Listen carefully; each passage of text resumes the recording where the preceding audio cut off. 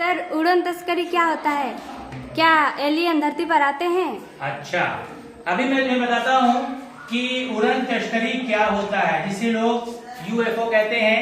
और तुम्हारा सवाल है कि क्या एलियन धरती पे आते हैं। सबसे पहले मैं तुम्हें उड़न तस्करी बताऊंगा कि ये होता क्या है। जैसा कि नाम से क्लियर है कि तस्करी जैसा होता है, गोल होता है और कुछ इसको बनावट के लिए इस तरह दे सकते हैं।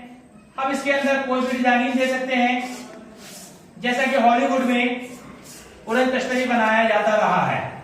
तो इस तरह से एक गोल स्पेसशिप है, अंतरिक्ष में फास्ट भागने वाला एक उड़न तस्करी स्पेसशिप जो दूसरे ग्रह से धरती पे आए, ऐसा लोगों का इमेजिन है, ऐसा लोग सोचते हैं, ऐसा लोग मानते हैं। तुम्हारा सवाल है क्या ऐसा सचमुच होता है कि नहीं?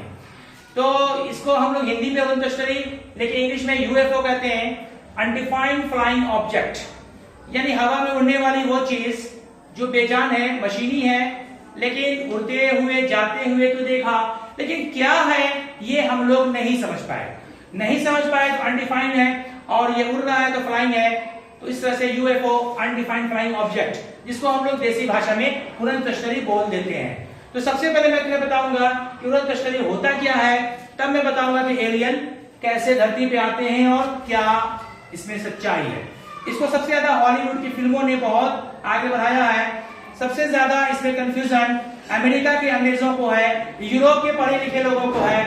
ये उनकी समझदारी नहीं, उनकी जाहिलियत है, उनका समझ का खेल है, उनके दिमाग में कीड़ा घुसा हुआ है जो वो लोग ऐसा सोचते हैं। आओ देखो ये क्या है। ये उड़न तस्करी आज से बरसों पहले की बात है, जब दुनिया में इंटरनेट भी नहीं था। उस टाइम में लोग ये सोचते थे मंगल ग्रह पे भी जीवन है, चांद पे भी एलियन उतरते हैं। ठीक है, ब्रह्मांड बहुत बड़ा है, तो हमारी धरती हजारों लाखों करोड़ों अरबों खरबों हो सकते हैं, और उसमें करोड़ों करोड़ों पे जीवन भी हो सकता है। लेकिन तुम्हारा सवाल है कि क्या एलियन धरती पे आते हैं, उसका मैं जवाब दे रहा हूं पहले कि ये जो हमारा हॉलीवुड दिखाता है कि ये उड़न तस्करी है, तो क्या फ्लाइंग ऑब्जेक्ट ऐसा हो सकता है? बिल्कुल नहीं, क्योंकि उड़ने वाला जो भी होगा वो पतला और लंबा होगा, रॉकेट की तरह भागने के लिए रॉकेट की तरह उसका डिजाइन भी होना चाहिए। गोल ऐसा रहेगा, उड़ नहीं पाएगा। आजकल सोशल मीडिया में जो वीडियो आता है वो बनावटी होता है, फिल्मी होता है, लोग समझते हैं कि हकीकत है, ऐसा नहीं होता है।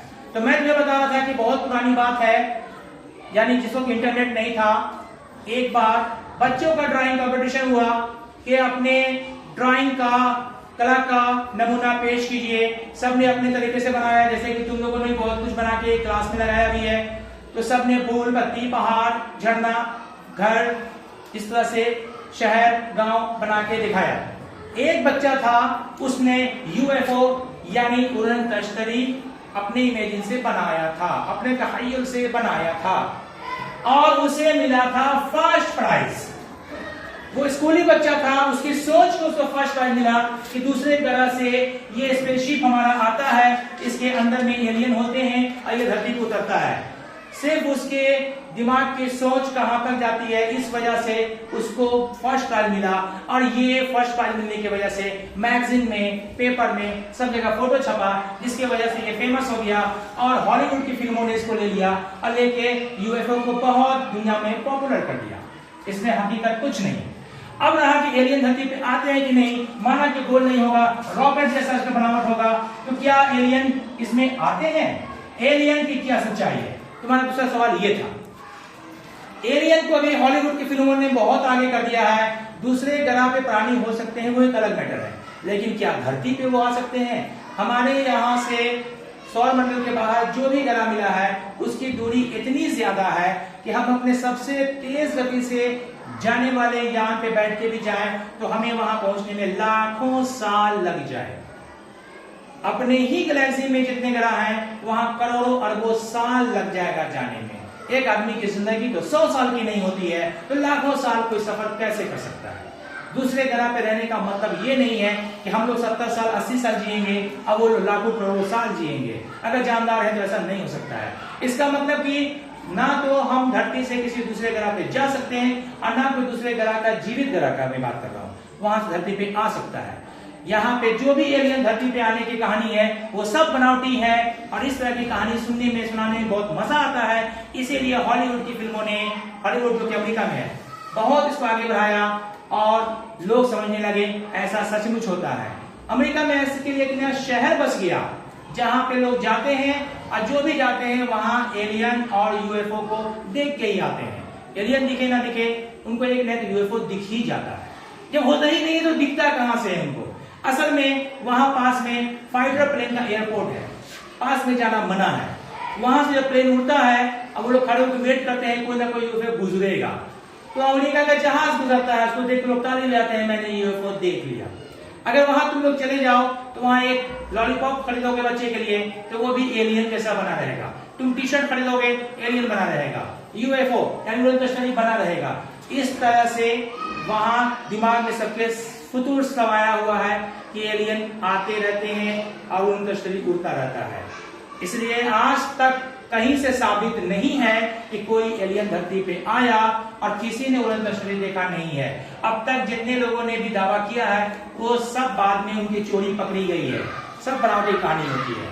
इसलिए याद रखो, अगर हमारा संपर्क किसी दूसरे ग्रह से होगा या दूसरे ग्रह का संपर्क हमसे होगा तो सबसे पहले रेडियो सिग्नल के जरिए होगा, ना कि सीधे सीधे कोई आदमी, कोई एलियन यहाँ उतर जाएगा और धरती पे घूमने लगेगा। जब कोई फ्लाइंग ऑब्जेक्ट धरती पे आना चाहेगा तो हम लोग बाद में देखेंगे। सबसे पहले 20 साल से हब्बल दूरबीन उड़ रहा है, उसने कभी नहीं देखा और लोग यहाँ देख लेते हैं। अभी नया यहाँ से जेम्स वेब कैमरा गया है, उसने नहीं देखा, लोग देख लेते हैं। धरती पे बैठे बैठे नंगी आंखों से आसमान में देख लेते हैं और उन लोग नहीं दिख जाता है जो दूसरे गैलेक्सी को इतना आराम से देख रहे हैं, उनको कभी यूएफओ नहीं दिखता है। ये सोचने वाली बात है, ये बनावटी कहानी है, सिर्फ मन बहलाने वाली कहानी है। धरती पे एलियन ना कभी आए हैं ना कभी आ सकते हैं। समझ गए ना? Yes, sir. Okay, thank you.